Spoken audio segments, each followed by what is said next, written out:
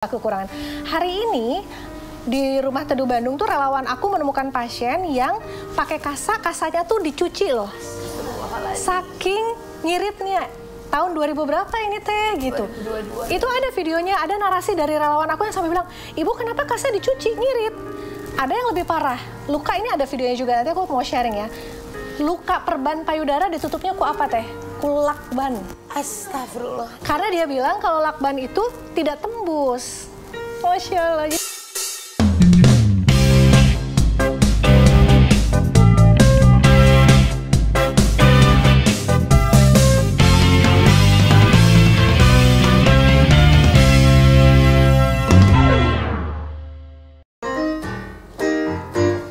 Nah, enak sekarang kita punya tukang keyboard. Oh, sekbor, seksi keyboard. Hai Tike, buatkan aku kopi. Kenapa tiba-tiba kamu mau ngopi? Katanya kalau ngopi bikin happy. Pasti ada sesuatu yang bikin kamu mau ngopi. Katanya gitu. Ini kan tugas kuliah lagi banyak. Boleh agak pelan nggak, kita lagi ngobrol nih? Berlebihan nih ya. Kenalkan ada Naufal di sini. Biasanya ini yang suka tampil di penyanyi-penyanyi Jawa Timuran. Suka mendampingi penyanyi-penyanyi antar desa-desa gitu. Nah, ya. kan Noval. Organ tunggal. Kan ini Noval kita panggil Kak Nono aja, Kak Nono. Noval ya. Novel ini biasanya mendampingi organ tunggal penyanyi dangdut ya. Oh iya. Ini harus tahu teman-teman. Penyanyi dangdut adalah ciptaan Tuhan yang paling kuat. Karena hanya penyanyi dangdut yang bisa hidup dengan organ tunggal. Iya benar dong. Kita mana bisa hidup dengan organ tunggal? Ya kalau tidak ada organ bisa. tunggal, mereka juga biasanya pakai kendang juga bisa. Hebat penyanyi dangdut Maya. Iya. Enak tidak ada musiknya? Terima kasih Noval sudah mau jadi seksi keyboard di kita. Gue jadi kayak Dorce Show ya ada musik begini. Nggak apa-apa, kan ini Boleh session. pelan nggak gue serius deh? Lagunya lebih pelan aja boleh ya? Ambience. Iya. Ambience itu ini loh, penyakit Ambience pantat. Tapi ini namanya session baru dari ROTV gitu ya. Jadi kita punya set baru gitu kan. Sebetulnya nggak baru-baru amat, tinggal geser doang sih. Ya nggak apa-apa tuh Ronald, bilangnya kita punya set baru. Udah bikin kopi sih? Ya udah gue ngeteh aja. Kopi ngeteh aja kan, biasa. Hai roti bantal. Roti bantal, apa itu? Ya, Ronald Tike bantuan mental. Ya salah satunya bantuan mental itu adalah dengan, ya tadi Nal, dengan nyanyi-nyanyi. Itu adalah satu hal yang bisa membuat mental kita juga jadinya lebih terhibur, lebih bisa melupakan hal-hal yang mungkin mengganggu kita selama ini. Betul sekali, roti sendawa. Kok roti sendawa? Ronald Tike sehatkan badan dan jiwa. Masalahnya gini, kalau badan kelihatan lagi sakit, kelihatan lukanya, kelihatan ekspresinya, kelihatan memarnya. Tapi kalau jiwa nggak kelihatan, kadang orangnya jago acting. Iya. Disembunyikan di balik segala senyumnya. Betul. Gitu kan? Aku jago kan actingnya. Iya bener. Kamu kan selama ini sebenarnya susah hidupnya ya. Tapi nih beruntunglah orang-orang yang selama ini bisa konsultasi sama psikolog kalau misalnya punya masalah dengan kejiwaan. Tapi ada orang-orang yang mungkin mereka bahkan untuk bercerita, untuk mengatakan bahwa mereka itu punya sesuatu yang yang selama ini mengganggu pikirannya, hatinya, jiwanya. Mereka tuh nggak punya suara gitu, nah. Gitu. Bahkan mungkin nggak punya finansial untuk bisa ketemu sama profesional gitu. Iya sih, betul. Iya, per jam bayarannya loh. Iya, betul. Jadi ingat ya teman-teman, kalau misalnya punya masalah dengan mental, ceritakan sama psikolog. Karena kalau cerita sama psikomo, pasti macet. Nah, iya kan?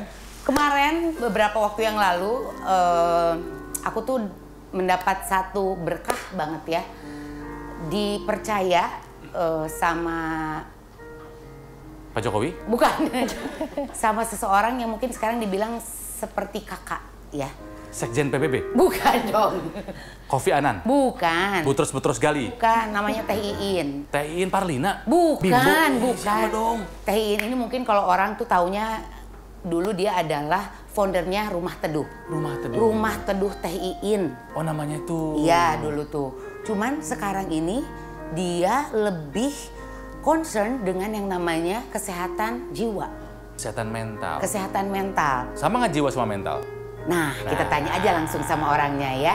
Kita akan undang langsung untuk hadir di ROTV ini ada Teh Iin Asin.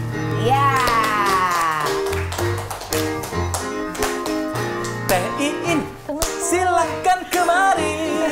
Damang Teh. Alhamdulillah. Ini Kirain suaranya mau mending lembut, diterusin. Enggak, Silakan. Teteh mau kopi atau mau teh? mau teh aja. Mau teh. Mau teh, sini biar aku aja isi airnya. Apa kabar teh?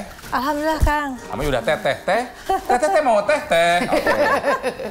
Rumah Teduh. Iya. Rumah Teduh Teh Iin. Rumah Teduh Sahabat Iin sebetulnya. Rumah Teduh, data kamu gimana sih? Iya, tapi Teh Iin kan Iya, iya, foundernya. Rumah Teduh Sahabat Iin. Iya. Dulunya itu tempat apa teh? Awalnya mendirikan Rumah Teduh itu karena memang pengen nolong orang-orang. Mau di rumahnya apa? Silahkan. Ginger and honey, mangga silahkan. Mau nolong orang-orang. Yang sakit kanker. Karena awalnya Iin ngelihat itu banyak banget pasien-pasien tidak mampu, itu yang tidak bisa dapetin tempat tinggal. Karena kan orang-orang kanker ini kan dirujuknya ke ibu kota provinsi nih Kang. Contohnya kalau di Bandung, di Jawa Barat itu rujuk ke Bandung. Yang berobat tuh orang-orang dari Sukabumi, Garut, Cianjur. Yeah. Dan mereka berobat kan nggak bisa sehari 2 hari ya Teh. Iya, Lama tapi Kang Kela. rumah. Iya. Kela lagi. Kita memang ini khusus disiarkan di Bandung dan di sekitarnya Jawa Barat. Enggak Teh, cuman gini. Iya. Teh Iin tuh latar belakangnya apa? Kok tiba-tiba concern sama orang-orang yang sakit gitu. Apakah dari kedokteran kah gitu? Atau memang ada riwayat keluarganya yang sakit? Atau gimana tiba-tiba kok concern sama orang-orang terutama yang kayak kanker gitu ya? Nggak ada Teh, jadi nanya latar belakang, aku D3 pariwisata NHT ya Kang yang di Bandung. Oh, dari pariwisata. Iya, nggak ada latar belakang medis dan alhamdulillah juga nggak punya riwayat keluarga yang diperlakukan tidak tepat di medis, nggak punya riwayat keluarga yang sakit kanker awalnya dulu ya, belasan tahun yang lalu. Jadi emang tergerak aja sih Allah kasih rasa kasihan ya di dalam hati, karena aku mikirnya gini Kang, masa orang-orang dari kampung pelosok leweng banget gitu ya datang ke Bandung berobat panjang, terus mereka tinggal di emper-emperan. Aku tuh nyaksiin banget Kang, yang berdarah-darah. Aku masih punya video-video zaman baheula ya Teh, dimana orang-orang sakit kanker itu tidurnya di emperan UGD. Udah gitu udah kanker mereka tinggal berbulan, dan karena mereka merantau, akhirnya pas aku lihat makanannya dong mie instan yang diseduh, gorengan, padahal kanker. Karena apa kan mereka nggak bisa masak ya. Dan mereka tuh bener-bener tidur kena tembias angin, terbias hujan. Gimana mau sembuh? Gimana nggak ada dana Maksud ya aku Teh? tuh kita yang panas dingin flu aja di tempat tidur nggak enak, nggak nyaman ya, apalagi cancer yang kesakitan. Dan saat itu Iin melihat benar pemerintah kita nggak punya solusi untuk itu. Jadi Pemerintah nggak punya solusi. aduh nanti aku di ban nggak? Enggak ya pada saat itu. Pada Karena saat saking itu banyaknya ya, mungkin. banyak banget, jumlahnya ratusan. Dan aku tuh emang lihat Kang, bayangin di pangkalan ojek, ibu-ibu yang bleeding segala macam. Karena kan memang kanker itu bukan penyakit yang rawat inap Kang, rawat jalan kan, karena panjang gitu. Jadi mereka harus pulang, mereka nggak punya ongkos untuk sekedar ngekos. Akhirnya kami berinisiasi untuk bikin rumah singgah dari 1, 2, sekarang sampai 20 Teh. 20 di 4 kota. 20 rumah singgah berawal di Bandung. Di Bandung. Ada di mana saja sekarang? Sekarang Bandung, Jakarta, Sukabumi, Malang. Allah, indah Itu banget. berarti ada banyak ini ya Teh, orang-orang donatur gitu. Iya, semuanya totally dari sahabat-sahabat Iin. Makanya kenapa Rumah Teduh Sahabat Iin tuh, ini rumah teduh milik sahabat-sahabat Iin semua yang memang simpati dan mau percaya sama Iin gitu. Aku bukan siapa-siapa ya Kang ya, siapa sih orang mau percaya sama aku gitu. Nggak ada namanya, nggak ada titelnya gitu. Tapi aku hanya menyampaikan, ini loh teman-teman yang aku lihat di masyarakat bawah, mereka butuh ini gitu. Jadi benar-benar modal nol, terus Nol. dari sosial media, dari mulut ke mulut. Zaman baheula lama pakai BBM sama FB, zaman Tahun berapa itu? belasan tahun yang lalu ya, 2010-an sih, 2009 aku udah mulai. Jadi belum yayasan, sendiri banget gitu. Modalnya hanya rasa kasihan aja sih Kang. Gerak sendiri aja gitu Gerak ya? sendiri aja. Bener-bener nggak punya duit Kang, nggak punya duit. Jadi modal ibaratnya baheula lama kalau ketemu pasien teh ukur ngupahan, sayang-sayang gitu ya. Hanya maaf ya. menguatkan secara moral aja gitu tapi ya. kan Iin punya keyakinan Allah itu kan akan menghargai semua effort dari kita ya. Ternyata di bab ya Teh Tika kalau lagi sakit ada yang simpati datang kan bahagia ya. Iya, betul. Cuman itu yang aku bisa kasih ke pasien waktu itu.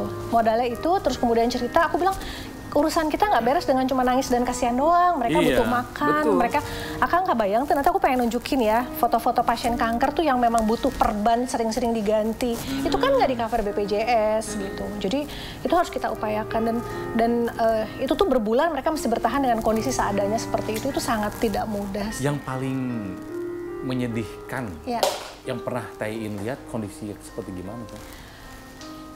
Nanti Akang harus lihat video-video aku ya. Nanti kita minta videonya dari Taiin. Boleh insert. Maksudnya ini kadang-kadang Kang, kenapa aku semangat banget selalu syiar kemana-mana cerita. Banyak masyarakat kita nggak paham dan berpikir masalah kesehatan tuh udah beres di negara ini ya. Banyak yang nggak paham bahwa di bawah sana tuh kondisinya mengerikan Kang. Akang kebayang tuh, nepika hari ini nih, maaf pakai bahasa Sunda. Nggak apa-apa. Nggak apa-apa, dia ada di sini subtitle. Sampai hari ini Kang. Teh, ini aku kalau bicara 2000 sekian mungkin wajar, baheula mungkin masih kayak serba kekurangan. Hari ini di Rumah Teduh Bandung tuh relawan aku menemukan pasien yang pakai kasanya tuh dicuci loh. Saking nyiritnya. Tahun 2000 berapa ini teh gitu. 2022. Itu ada videonya, ada narasi dari relawan aku yang sampai bilang, "Ibu kenapa kasnya dicuci nyirit?" Ada yang lebih parah. Luka ini ada videonya juga, nanti aku mau sharing ya. Luka perban payudara ditutupnya ku apa teh? Lakban. Astagfirullah. Karena dia bilang kalau lakban itu tidak tembus. Masya Allah. Jadi belum lihat videonya Yuda. Nanti aku liatin videonya, harus lihat Kang. Realita yang mengerikan gitu. Ya Allah, lakban itu kan nggak boleh. Itu kan untuk kardus. Dan tidak higienis aja gitu. Jadi demikian miskinnya negara kita. Udah miskin, sakit keras itu menurut aku udah. Orang miskin nggak boleh sakit. Nah kita itu ya. ada yang bilang mati aja nggak boleh loh orang miskin tuh. Karena kudu bayar juga kan. Iya. Susah ya. Jadi mengerikan gitu. Makanya kenapa aku memilih bidang ini, karena menurut aku nih Kang Ronald, kalau miskin doang tapi sehat, dia masih bisa survive. Bener nggak sih? Miskin aja tapi dia sehat, dia bisa ketawa, bahagia ya. Duduk di pinggir jalan, lihat apa juga udah bahagia, asal sehat. Makan cireng juga bahagia kalau sehat. Tapi kalau udah sakit keras, mau makan wagyu juga nggak enak kan Kang? Komo, iya mah makannya juga susah gitu. Jadi penderitaan bertumpuk yang kami lihat adalah ketika dia sakit keras ya, kanker payudara, kanker vulva itu kanker vagina. Terus suaminya kabur, bawa anaknya, wah itu psikologis, wah itu mah, aduh penderitaan bertumpuk-tumpuk. Makanya kami hadir untuk menemani mereka-mereka yang seperti itu. Kenapa? Karena orang-orang seperti itu, kalau menurut aku ya, kacamata aku, mereka dekat sekali dengan kekufuran Kang. Akang masih bisa bilang sama mereka, sing sabar ya, ini teh kafarat. Sing sabar ini bentuk kasih sayang Allah. Meluruhkan dosa-dosamu. Meluruhkan dosa-dosamu. Cep urang nutara diuji seperti lu itu. Lu alamin kayak gue dong gitu ya. Berat. Karena menurut itu. mereka yang kermah tauhid teh tidak terlalu dalam ya teh. Nggak paham. Cek mana nama? Kalau bahasa Sunda bilang kabina-bina ting, Allah teh ke saya. Keterlaluan ya Allah, engkau sama saya, diriku gitu ya. Iya, udah sakit ditinggal suami, nggak ada obat, nggak bisa makan. Di mana bentuk kasih sayang Allah? Hanya orang-orang yang imannya tinggi bisa yakin ini tetap Allah sayang. Sehingga kenapa kami menyaksikan orang-orang dengan penderitaan seperti itu dekat dengan kekufuran. Berapa banyak pasien aku bilang minta bunuh aja saya, suntik mati aja saya, dan mengumpat kepada Allah. Bukankah itu bahaya teh? Kufur jatuhnya. Makanya aku kalau ke teman-teman, pasien-pasien kami tuh beratnya berat banget. Nanti aku benar-benar pengen menunjukkan ke masyarakat. Bukan kayak kanker-kanker yang level elit ya, yang secara physically nggak kelihatan. Maksudnya orang kaya. Orang kaya tuh kalau kanker tampilannya masih bagus ya. Kalau orang miskin tuh babak belur. Jadi bahaya banget buat mereka gitu.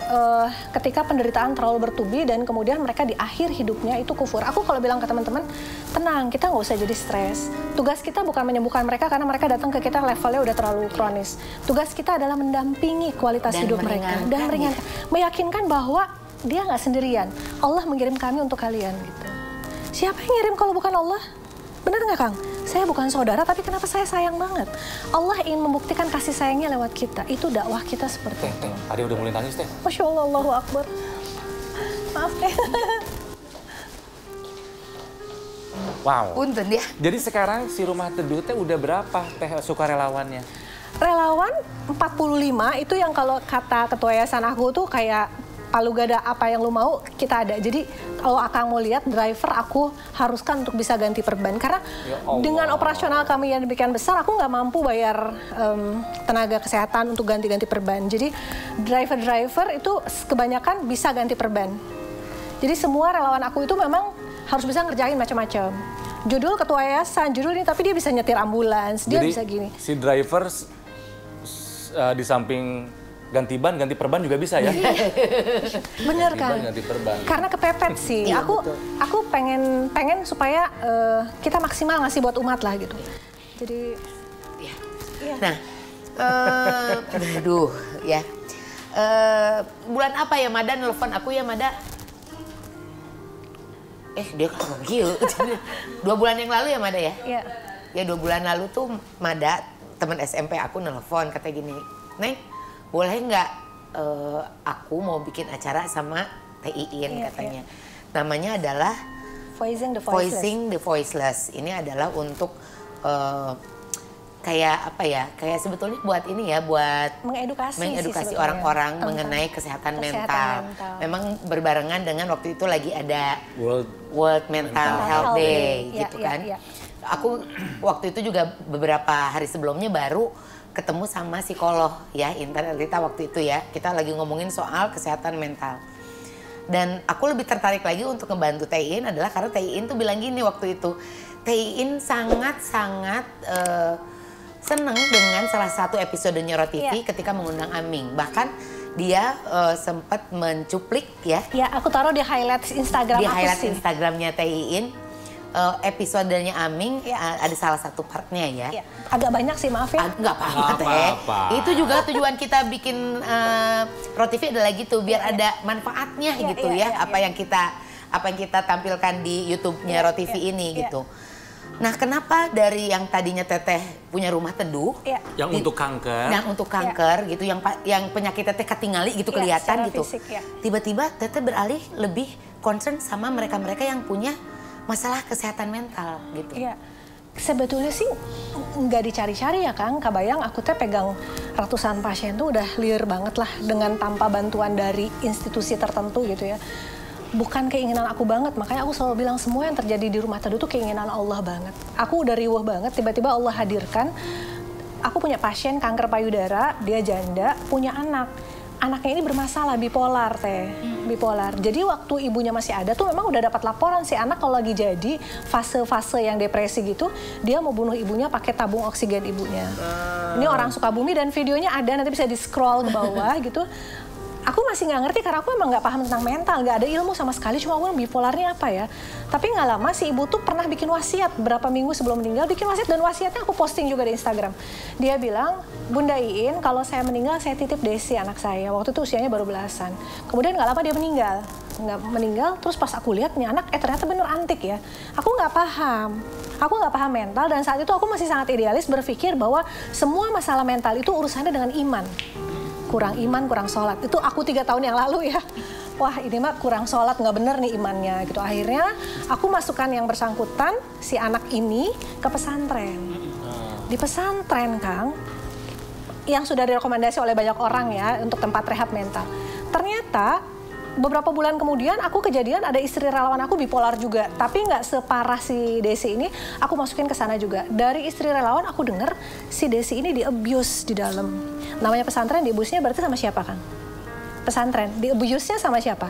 Sama perempuan. Ya, sesama Sesama jenis, iya, iya. Dan di-abuse-nya tuh mengerikan. Desi itu sebelum masuk pesantren tinggal sama aku selama setahun. Aku tahu banget dia nggak punya adiksi ini. Dia bipolar, tapi dia nggak punya penyimpangan seksual. Tapi ketika di pesantren, ketika aku tahu dia diperlakukan seperti apa, aku langsung tarik dong. Jaba aku teh mayar Kang, ke pesantren teh bukan gratis ya, lumayan mahal. Ternyata anak aku dirusak gitu. Aku minta ampun sama Allah ya Teh. Aku bukan mau ngerusak anak orang kan, tapi aku benar-benar nggak paham. Karena aku terlalu yakin ini benar-benar bagus buat dia. Ternyata pas keluar, selebihnya di kita dia mengalami penyimpangan luar biasa. Diajari oleh siapa itu? Kita nggak pernah bisa tahu, makanya dari situ aku belajar.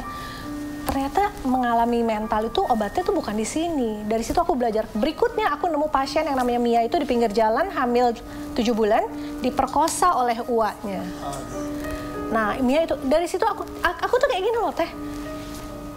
bukan aku yang mau, Allah yang ngirim. Iya, terus aku tuh siga kudu diajar pisan gitu. Harus belajar. Harus belajar. Harus belajar. Ditunjukin gitu ya. Iya, harus belajar. Dituntun gitu ya iya, sama Allah jadi tuh ya. aku nggak dikasih textbook, aku nggak baca textbooknya, tapi Allah ajari aku dari kasus per kasus sehingga aku belajar. Aku belajar dari gagal masukin ke sini ternyata salah, aku begini ternyata salah gitu. Sampai hari ini aku insya Allah udah bisa menyimpulkan gimana sih treatment mental yang sebetulnya terbaik saat ini menurut aku ya. Insya Allah, maafin kalau banyak pakar yang lihat, aku bukan ahlinya, tapi aku benar-benar belajar dari banyak ahli. Aku mencoba beberapa formula dan aku ngeliat ini bagus. Semua harus dikombin, spiritual, mental, dan fisik harus dikombin. Oke, jadi yang kanker gimana? Tetap jalan, karena kanker itu udah bagus banget. Orang udah punya kepercayaan ke Rumah Teduh, dan fundraisingnya nggak terlalu sulit karena memang orang lihat itu kasihan banget. Justru berjuang untuk mental ini, Masya Allah kan. Namanya apa kalau yang buat mental teh? Peaceful Land. Peaceful Land. Tempat yang damai. Itu di mana tempatnya sekarang? Peaceful Land sekarang kita punya tempat di Lembang 6.400. Alhamdulillah. Ini supaya Kang Ronald sama Teh Tika tahu, kalau kanker nih, walaupun kita besar, tapi semua ngontrak. Rumahnya ngontrak, 20 rumah tuh ngontrak semua. Aku merasa, udahlah nggak apa-apalah gitu ya, ngontrak aja gitu. Tapi kalau mental nggak bisa, Kang. Karena mental aku kan yang dari kronis-kronis yang memang geus teriak-teriak, geus bugil ya. Jadi ketika aku ngontrak rumah seperti rumah kanker, mengganggu. Iya. Dia teriak, dia screaming, dia marah, mengganggu tetangga. Aku urusan wae jeung tetangga, Kang. Makanya bikin dilema agak jauh ya Teh ya? Alhamdulillah dapat tanah waktu pandemi harganya murah, kita tebus. Sok sekarang mau lari, mau teriak. Uang sendiri itu Teh? Uang donatur, uang sahabat-sahabat Oh, dikumpulkan. Hebat, hebat donatur. Dimanapun kamu, Allah yang bales deh. Insyaallah. Aku nggak bisa nanya dari kemana. Kenapa sih? Aku nggak bisanya kamu aja yang nanya ya. Allah. Jadi di sana ditampung sekarang ada berapa orang Teh? Yang rawat inap dan rawat jalan total mungkin sekitar 25-an ya Kang. Karena nanganin mental tuh Masya Allah ya, kita tuh mental caregiver-nya harus 24 jam. Dan kebanyakan dari mereka memang yang aku concern emang ke orang-orang nggak mampu itu Teh Tika. Mental caregiver tuh relawan. Relawan yang yang nanganin. nyebokin, yang mandiin gitu. Ya.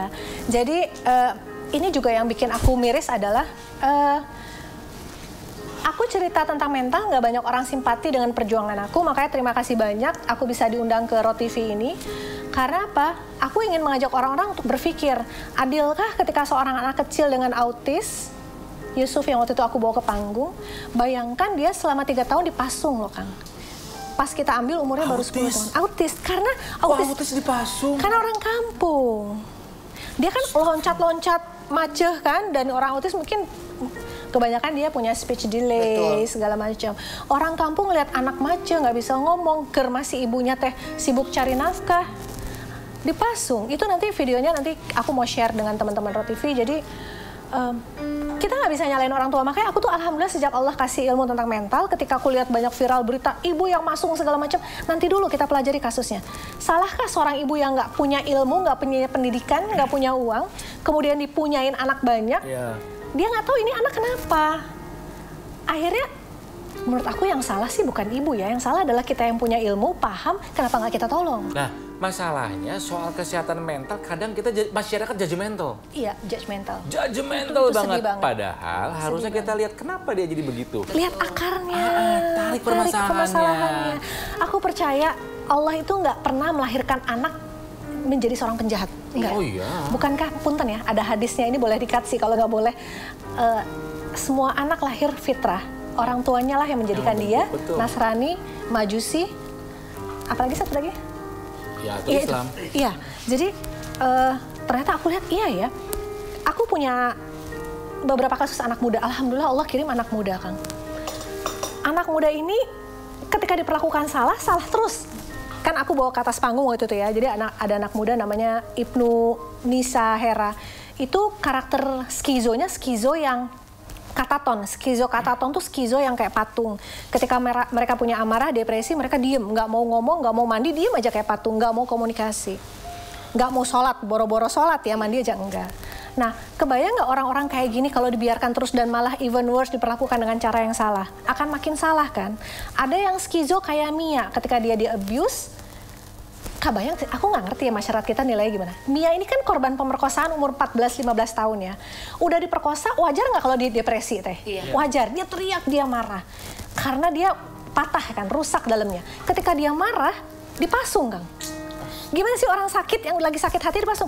Dan ini kisah ini diceritakan oleh kepala desanya. Dia tunjukin rumah tempat Mia dipasung, pakai rantai. Gimana sih orang yang lagi terluka karena dizolimi, terus malah diperlakukan makin salah, kan makin rusak.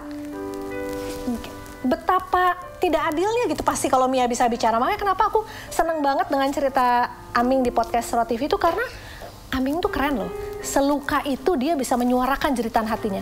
Orang-orang yang udah nggak bisa menyuarakan luka batinnya, pilihannya hanya dua. Dia gila kayak Mia, marah, atau dia diem kayak Ibnu dan Hera. Mati, nggak bisa ngomong lagi. Aku ketemu sama Ibnu sama Hera, aku lihat videonya. Mesti lihat ketika mereka yang ditanya tuh kayak patung. Kayak patung. Nggak bisa ngomong. Even ibunya nggak mau jawab. Temennya sampai gini, Hera. Ngomong atau Hera gini jadi aja. Dan terakhir aku ketemu sama Hera udah bisa komunikasi. Udah kembali normal. Udah kembali normal? Udah kembali normal. Masya Allah. Alhamdulillah. Ntar lihat videonya. Itu treatmentnya berapa lama Teh? Ih Allah baik banget loh. Aku yang terparah Nisa sih. Nisa tuh frozennya membekunya 3 tahun ya. Frozen banget. 3 tahun. Bayangkan Teh, ini ada anak gadis umur belasan. Padahal tadinya normal banget, frozen 3 tahun.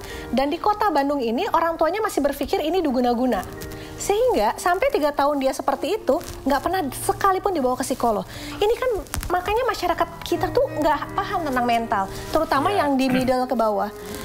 Kang bayangin dong Kang, kalau kita nggak bantu. Sampai seumur hidup dia akan seperti itu. Betapa hancurnya hidup seorang anak muda Nisa Hera Ibnu. Ya, literasi kan? Tentang kesehatan mental rendah banget di kita. Rendah. Ya. Dan gini Kang, kalau menurut aku ya yang sedang belajar ini, masyarakat middle below ini yang tidak suka terlalu banyak narasi dan mungkin ternyampe ya Kang, nggak bisa cuma dikasih narasi, mereka harus dikasih contoh. Ya. Kenapa pasien-pasien middle below sekarang percaya sama Peaceful Land? Karena aku ngeliatin realita dengan video. Aku bukan mau vulgar, membuka aib, enggak. Tapi ini edukasi, kalau kamu nggak beresin, nanti anaknya jadi kayak gini, mau kayak gini. Aku juga membuka informasi bahwa ternyata separah apapun, kalau alurnya benar, dia bisa sembuh. Oh, okay. Sehingga mereka ada trust, yang tadinya nganggap ke rumah sakit jiwa itu aib, sekarang mereka bilang, oh oke, kita mungkin suffer harus terjauh dari keluarga beberapa bulan. Tapi ini bukan aib. Semua orang punya potensi untuk kena itu. Aku hanya ngebayangin, ya Allah nggak fair ya, betapa si anak kalau bisa bersuara, dia pasti pengen bilang, Mama sembuhin aku nggak bisa keluar dari luka ini. Ya kan? Tapi mamanya malah memperlakukan dengan cara yang salah, sehingga rusak hidupnya, seumur hidup bisa rusak. Makanya kenapa aku bikin Voicing the Voiceless ya, maksudnya, yuk tolong mereka-mereka yang bahkan udah nggak bisa minta tolong lagi gitu loh. Kita tolong. Teh minum dulu Teh. Maafin ya Kang. Aku mau liatin, ntar mungkin ini nggak kelihatan sih di sini. Nanti dimasukin lagi di video. Tapi ini lihat ya, ini salah satunya yang ngucapin selamat ulang tahun waktu aku ulang tahun. Oh, itu pasien-pasien. Selamat ulang tahun Teh Tika. Ini Hera yang udah bisa ngomong lagi, Ronald ngucapin selamat ulang tahun. Ada Ibnu yang udah kerja lagi ya. Udah kerja lagi. Ini pasien-pasien Teh. Pasien dan mental Sebagian besar caregiver. pasien. Dan mental caregiver ini saking mereka juga mungkin, yang itu tadi aku bilang, psikolog juga pasti kan bebannya banyak ya, karena orang banyak yang cerita tentang masalah mereka. Mental caregiver ini bahkan mungkin tidak punya ilmu mental sebetulnya. Mereka tuh kalau ngelihat sembuh para pasiennya, itu ikut nangis. Nah, kemarin pas mereka naik ke atas panggung, mereka tuh nangis ngelihat Yusuf yang udah bisa seperti diajak manusia ke atas panggung. Nah gitu. ini penting nih. Di titik mana pasien dibilang sembuh Teh? Perjuangan panjang, tapi di titik dia bisa berkomunikasi dengan baik dan bisa mandiri dan kemudian bisa bersosialisasi lagi di masyarakat dan kemudian bisa berdaya lagi, itu udah di level yang dia aman. Gitu. Jadi menurut aku ya Kang, ya ini sederhana ya, logika sederhana Teh. Kita aja yang insya Allah masih sehat lahir dan batin, ketika kita gabut terlalu lama, kita stres nggak sih Kang? Kita nggak ada teman untuk curhat, kita merasa diri kita nggak berdaya, nggak berguna, itu satu hal yang udah deket banget ke depresi. Jadi orang-orang seperti ini, ketika dia kena depresi, kemudian dia makin nggak berdaya, makanya kenapa aku bilang, Aming ini beruntung banget loh. Oke, dia kena abusement kan, tapi kemudian dia masih punya talenta untuk berdaya kan. Dia berdaya, ketika dia berdaya orang menghargai dia dapetin banyak cinta dengan karya-karyanya. Itu yang aku paham banget ketika dia bilang, biarlah saya menjadi seperti ini, tapi saya sehat, ini dunia saya. Dunia nyata terlalu menyakitkan buat saya. Aduh itu jelek banget tuh. Aming tuh lagi dalam taraf healing dengan dunianya. Kalau dia nggak punya dunia ini mungkin dia bisa mati gitu. Mati secara mental, otomatis secara fisik. This is the way Aming to save her soul, his soul ya. Her atau his kalau dia? Itu aku tadi, maafin ya, maaf. His. Nah, tapi Aming beruntung, Kang. Iya. Kalau pasien-pasien aku tidak seberuntung Aming. Oke, nah ini teman-teman buat yang penasaran episode Aming seperti apa, coba ditonton. Iya. Kan itu adalah episode pertama, ada di atas, scroll aja ke atas episode pertama. Dan Betul. ya betul, Aming tuh berani speak up. Iya, Dan iya. yang terinspirasi dari obrolan kami berdua sama Aming banyak. Betul, itu Iya, keren banget sih. kayaknya Aming tuh pertama kali speak up di OTV ya. ROTV Ya, lah ya, karena- karena kita Karena temennya. kita gitu. teman dekatnya Nah, gitu loh. Teh, Sebentar. Kalau dia kan tadi saya tanya, kalau misalnya sehat itu apa? Sudah bisa bersosialisasi, Ya, udah bisa kerja komunikasi lagi. dengan lancar. Tapi maaf nih, kemungkinan untuk relapse, Bisa, kambuh lagi ada. ada. Makanya Jika apa? jika sebetulnya luka-lukanya itu belum benar-benar pulih. Nah ini aku khawatir banget yang aku pelajari ya. Kalau dia hanya kelihatan baik karena dalam pengaruh obat, itu nggak akan tahan lama. Karena dia hanya kayak ditekan aja emosinya. Tapi bukankah mental itu benar-benar dia harus bisa menerima apa yang terjadi dengan hidupnya, kemudian dia paham bagaimana menyikapi masa lalu dan kemudian berusaha menghadapi masa depan. Karena yang namanya hidup kan pasti akan ada lagi goncangan-goncangan dalam bentuk yang lain. Kalau secara emosi atau personality dia belum firm, dia akan jatuh lagi. Jadi belum beres urusannya ketika dia masih dalam pengaruh obat kalau menurut aku. Ketika dia udah bisa tapering off, udah bisa berhenti, dia bisa lepas obat, artinya dia udah berani menghadapi hidup sendiri. Itu benar-benar sehat secara mental. Tapi kalau belum, ya membahayakan sih. Tapi itu sangat menolong, sangat banget. jadi sempat cerita juga sama Teiin bahwa banyak juga rumah sakit jiwa yang melepaskan ya pasiennya karena memang banyak pasien rumah sakit jiwa itu dan rumah sakit jiwa udah nggak bisa nampung. Iya, tempatnya Gitu. terbatas. Karena Ya. gini loh, rumah sakit jiwa itu baik yang berbayar maupun under BPJS mereka punya limitasi kan. Akang kebayang tuh pasien aku yang udah gelo pisan teh artinya teh udah nggak pakai baju, yang udah benar-benar hidup seperti bukan manusia, masuk ke rumah sakit jiwa itu maksimal 30 hari dilepas emang udah sembuh. Problemnya adalah kemudian apapun yang dilakukan di rumah sakit jiwa, kalau di rumahnya, circle-nya, supporting systemnya tidak bisa support, percuma. Akhirnya obat terbaik adalah keluarga. Terus kabayang tuh Kang, kalau ternyata keluarganya tuh orang-orang yang tidak mampu atau orang-orang yang malah toksik sekalian. Kang, aku bisa cerita dulu, ini kalau 2 jam aja kurang sih Tetike. Aduh. Terakhir ya, aku punya pasien, kami punya pasien anak kecil, itu baru aja minggu lalu kita pulangin, 6 tahun udah mau ngebunuh bapaknya. Nah di sini aku bisa bilang ke orang-orang yang kekeh bahwa mental adalah karena kurang iman, aku bisa bilang anak umur 6 tahun kurang iman kumasi, sholat oge can wajib ya. Betul. Nah, kenapa? Ternyata ada triggernya dia adiksi games. Tapi ternyata kita pahami lebih jauh lagi, keluarganya bermasalah banget. Nah, itu teh emang kejadian Kang, dia ngejar bapaknya karena nggak dikasih handphone, pakai pisau yang kena ibunya. Anak 6 tahun udah kayak gitu, gimana nanti belasan tahun? Makanya aneh nggak kalau kita ngelihat banyak psikopat pembunuh usia belasan? Lihat ke bawahnya, sehingga apa yang harus kita lakukan dari usia dini, selamatin. Orang-orang yang hadir dalam keluarga yang penuh cinta nggak akan kayak gini. Nggak akan jadi pemarah, memiliki amarah teman, nggak akan. Sehingga apa yang bisa kita lakukan dengan masalah umat hari ini di kalangan middle up, bukan dengan narasi. Sekarang gini, Akang pasti tahu kalau kita datang ke psikolog, ibunya datang ke psikolog, anak saya bermasalah adiksi game, adiksi pornografi. Psikolog pasti akan memberi nasihat gini, ibu, cara mengalihkan kecanduannya adalah ibu harus memberikan banyak kegiatan yang positif. Iya, kasih les. Kasih les, kasih ini, kegiatan yang menguras energinya karena memang dia energinya gede kan kalau anak-anak yang mental kayak gini. Menurut Kang Ronald, ketika keluar dari ruang psikolog, bisa nggak dia menjalankan tips itu ketika si ibu single parent, kudu neangan duit, anak banyak, terus dia harus memperhatikan anak, ibu harus lebih mencintai, lebih banyak ngobrol, kasih banyak les duit di mana? Sehingga mereka tuh nggak punya pilihan teh. Jadi aku pengen ngajak semua tuh berpikir, jangan egois.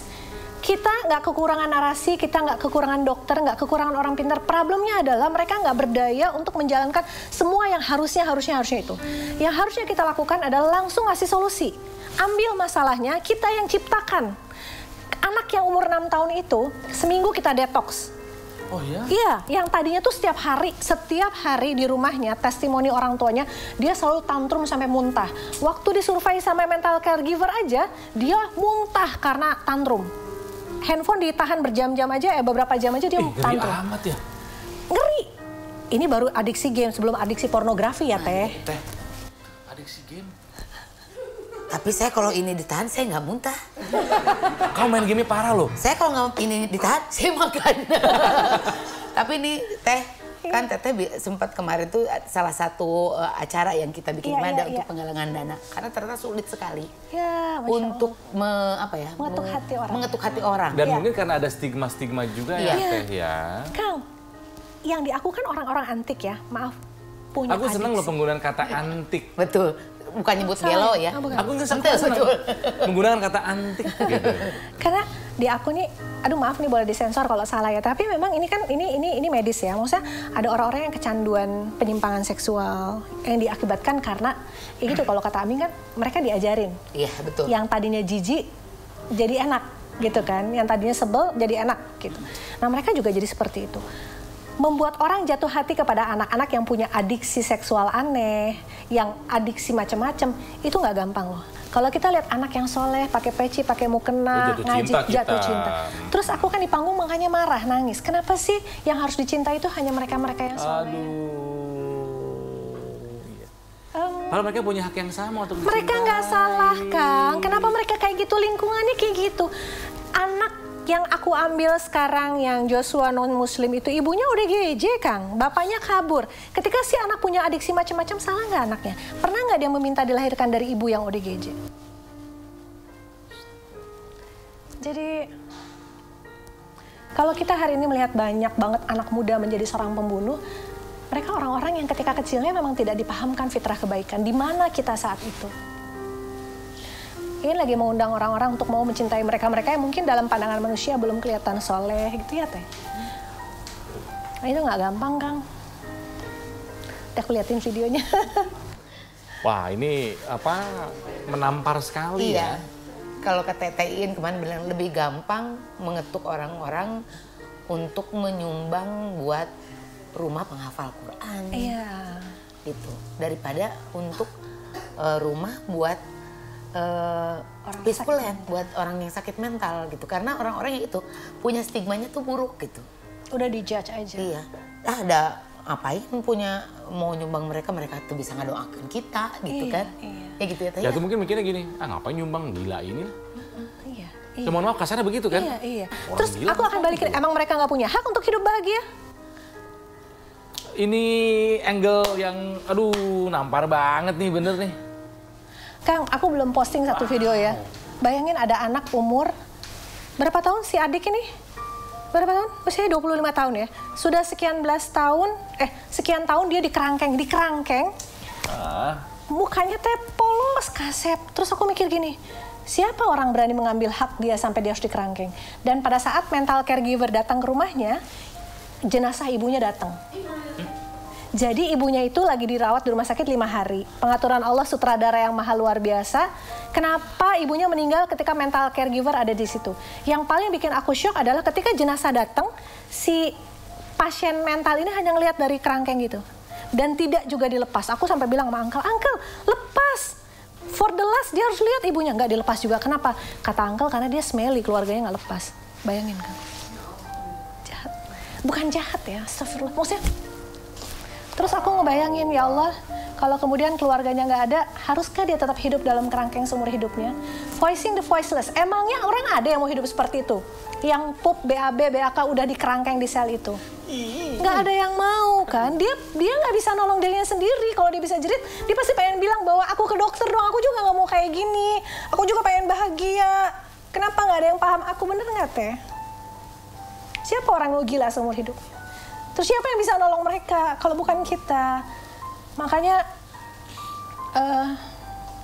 Sedih aku, kayak kenapa ya orang mengambil kebahagiaan orang lain seperti ini. Aku nggak mau nyalain keluarga, karena aku lihat keluarganya orang-orang yang sangat, akan lihat di bapaknya kayak apa, yang cuma diem, cengol gitu. Ya Allah, udahlah jangan mengharapkan, jangan ngejudge bahwa keluarganya salah, keluarga.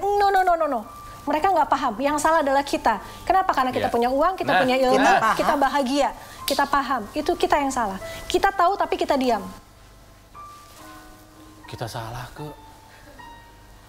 Yang nonton juga nih, teman-teman juga punya peran salah loh di sini. Punya andil yang sama untuk kesalahan ini gitu. Di panggung aku bilang kan Teh, kenapa sekarang banyak kejahatan? Jangan-jangan kita punya peran ketika dia lagi sakit, luka, punya marah, tidak diobatin. Salah nggak kita membentuk dia? Bahasa Aming apa? You create the monster. Iya. Itu bahasanya itu kan? You create the monster. Sekarang saya jadi monster, kalian menghujat saya. Siapa yang meng-create para pembunuh itu? Society ya? Society. Ketika dia lagi sakit, orang-orang yang seperti itu punya amarah loh Teh. Amarah terpendam yang luar biasa kan. Jadi waktu mereka lagi di sini, kemana kita? Tahu nggak Kang? Salah satu kesimpulan aku ketika punya Peaceful Land dan tim mental caregiver. Tahu nggak apa yang paling mereka butuhkan? Mereka butuh cinta. Obatnya tuh cinta. Dipeluk, disayang, merasa dipahami. Kemudian nanti berikutnya kita giring bahwa cinta tertinggi itu hanya dari Allah. Tapi sebelum sampai ke sana jangan dipaksain. Mereka hanya butuh yang nyata, pengen dipeluk aja, pengen dipahami. Makanya kenapa aku bilang di Peaceful itu kita nggak ada di kerangkeng-kerangkeng kita bawa mereka nonton. Treat mereka seperti maunya mereka ditreat. Anak muda kita ajak ngafe, nonton, main. Semua orang pengen dicintai, mereka juga. Cuma mereka nggak bisa ngomong. Cuma kita nggak paham bahasa mereka. Itu bener kayak The Beatles ya?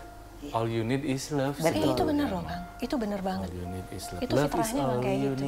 Ya, kita juga banyak sih nonton film kayak Joker ya. Itu banget. Joker itu kan dari society Kita yang langsung judgement. Iya kan? Dia Jahat. Ternyata Dia pas makin jahat. Pas kita lihat filmnya, ternyata dia dapat Tanpa membenarkan apa yang dia lakukan. betul. Jahatnya jahat. Tapi kenapa dia jadi jahat? Kita harus tarik ke belakang. Dan saya senang kenapa Teteh bilang bahwa kita semua punya andil membentuk monster itu. Iya. Mungkin kita punya andil ya, karena kita tidak sadar pada saat itu mereka lagi sakit, kita malah menambah sakit. Iya, jadi Ayin merasa Allah itu luar biasa rencananya pada kami ya di Rumah Teduh. Allah udah ngajarin Iin dan teman-teman 3 tahun yang lalu untuk mulai belajar dari kasus yang satu persatu. 3 tahun kemudian hari ini Iin menghadapi banyak banget kriminalitas yang menurut aku di luar akal sehat. Kenapa bisa anak kecil membunuh? Kenapa bisa seorang ayah membunuh anaknya? Kenapa bisa seorang istri membunuh? Jadi, oke. Kalau kita mau menghentikan segala kezoliman yang sekarang beredar, ayo kita mulai mengobati hati-hati yang luka ini gitu. Moga-moga dengan itu kita bisa meminimalis ya. Siap, amin. Oke. Mudah-mudahan. Jadi apa yang bisa kita lakukan Teh? Yang bisa teman-teman yang nonton lakukan ini apa? Oke, gini Kang. Kami di Peaceful Land ini tetap punya keterbatasan. Nanti setelah lihat podcast ini orang rame-rame ngirim pasien mental ke aku nggak kuat juga. Karena kita keterbatasan orang ya. Dan aku benar-benar prioritas ke orang-orang yang nggak berdaya. Kalau orang-orang middle up, mereka masih bisa punya uang pergi ke psikolog, ke psikiater, segala macam. Kita prioritas ke orang yang sangat tidak mampu. Berikutnya, sebetulnya kenapa aku sering up di media sosial, apa yang kami lakukan itu harusnya bisa jadi inspirasi. Kenapa setelah aku angkat kasus anak 6 tahun itu dan kemudian kami buktikan 6 tahun di Peaceful, 6 tahun, sorry. Seminggu di Peaceful Land, anak 6 tahun ini free dari handphone, nggak pakai tantrum. Ini bukan kita hebat, artinya itu bisa dilakukan asal kita tega. Aku ingat kata-kata Bu Eli Risman. Kata Bu Eli Risman, tenang, anak nggak akan mati gara-gara nangis. Jadi kita tega aja. Hari pertama di Peaceful Land dia nangis tantrum sampai muntah, antepkeun. Kita hibur. Tapi betul bahwa kita harus bikin banyak kegiatan yang membuat dia happy. Sampai dia bisa ada momen ketika aku tanya, El, lebih senang handphone, lebih senang mandiin kambing. Lebih senang jajan sama bunda atau lebih senang main handphone, jajan sama bunda. Lebih senang main bola sama relawan atau main handphone, main bola. Fitrahnya anak kecil di situ. Main. Betul, main. Jadi emang gimana cara kita mentreatmentnya, memperlakukannya. Cuma lagi-lagi gini, ketika dia hidup di lingkungan yang seperti itu, keluarganya nggak mampu, nggak berdaya, nggak ada energi, ya udah dia akan rusak. Ternyata seorang El bisa berubah 180. Aduh Masya Allah, tabarakallah. 6 tahun dia bisa Asmaul Husna udah ngikutin. Dia bisa hafalan doa. Dasarnya ini anak cerdas banget. Hebat banget. Hebat, nanti aku bisa sharing videonya. Jadi benar-benar ya anak ini tergantung dari orang tua yang install softwarenya. Gitu, jadi Bundanya buat banyak anak nih, hebat nih, bunda tapi ini. itu inspirasi Teh. Jadi banyak banget yang komen ke aku, Teh terima kasih ya karena melihat video tentang El, aku jadi nekat memperlakukan hal yang sama. Biarin aja anak tantrum untuk hari pertama, tapi kemudian dia bisa pelan-pelan lepas dari gadget. Jadi itu yang maksud aku, kasus kita nggak bisa tampung banyak di tempat kita, tapi apa yang kita lakukan kita bisa contoh. Kita udah buktiin ini bisa. Kita bisa buktiin bahwa masuk rumah sakit jiwa itu bisa bagus. Yang separah apapun bisa jadi bagus insya Allah asal komitmen, asal dilakukan apa segala macam sarannya. Dan kita juga bisa buktiin bahwa lingkungan yang penuh cinta, kegiatan yang positif itu healing, insya Allah bisa. Kita main ke sana yuk, yuk. Ayo. Aku mah pengen. Pokoknya relawan kalau misalnya memang ingin membantu ke sana juga dibutuhkan sama Pistulen ya. Para ahli sebetulnya kalau misalnya ikut membantu juga welcome banget ya Teh ya. Donatur. Itu yang paling-paling sih, butuh duit banyak untuk ngebangun ini karena aku seidealis gini loh Kang. Nature is healing. Kalau Akang lagi stres, Akang pasti nggak pengen pergi ke kota yang crowded. Akang pasti pengen nyepi ke alam yang hijau. Akang yang sehat aja butuh itu, gimana mereka yang lagi luka hatinya. Makanya kenapa di Peaceful Land itu aku bikin semuanya nature. Nggak punya duit juga, aku mau rumah terapi di kayu, rada mahal. Semua kebagusan, keindahan itu aku dedicated untuk orang-orang yang nggak mampu, yang sakit mentalnya. Teteh nanti lihat gimana alam yang indah itu isinya orang-orang yang tidak mampu, yang sedang luka hatinya. Aku pengen buktiin ke dunia. Insya Allah aku kesana ya sama Ronald ya. Kita kesana ya. Iya.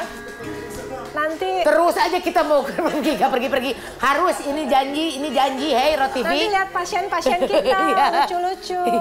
Iya, lucu-lucu, antik-antik ya Teh. Teh, terima kasih. Terima kasih. Ini mungkin hanya apa ya, yang bisa Roti lakukan saat ini ya begini. Membantu menyebarluaskan dulu program dari Teteh gitu kan ya, dan teman-teman dari relawan. Ya, kalau misalnya teman-teman bisa memberikan sumbangsi lebih besar, ayo. Buat apa jadi manusia kalau nggak berguna? Hidup cuma sekali, punya manfaat. Karena sebaik-baiknya manusia adalah yang punya manfaat buat masyarakat, buat orang lain. Bentuk syukur kita. Ya, kalau misalnya mikirin diri sendiri mah tuh ngapain? Udah, Neng. Allah, tapi ini selembut banget. Kalau misalnya pengen tahu informasi tentang semua aktivitas Pistulen, Rumah Teduh. Instagramnya apa? @rumahteduhsahabat.iin. @rumahteduhsahabat.iin itu saja satu. Iya, itu aja. @rumahteduhsahabat.iin boleh di follow ya. Mau DM tanya-tanya, mangga silahkan. Dan kalau misalnya suka nih Roti Bantal ya, bantuan mental dengan tayangan ini, boleh like, subscribe, and comment. Teh Inun. Nanti kami main ke Lembang, insya Allah ke sana. Ketemu sama adik-adik di sana. Iya, adik-adik dan ibu-ibu banyak juga di sana. Iya. Ibu-in maksudnya. Teman-teman terima kasih, jaga kesehatan jiwa, raga, mental, spiritual, jasmani dan juga rohani ya. Makanya tonton Roti TV terus. Sampai ketemu lagi. Dah.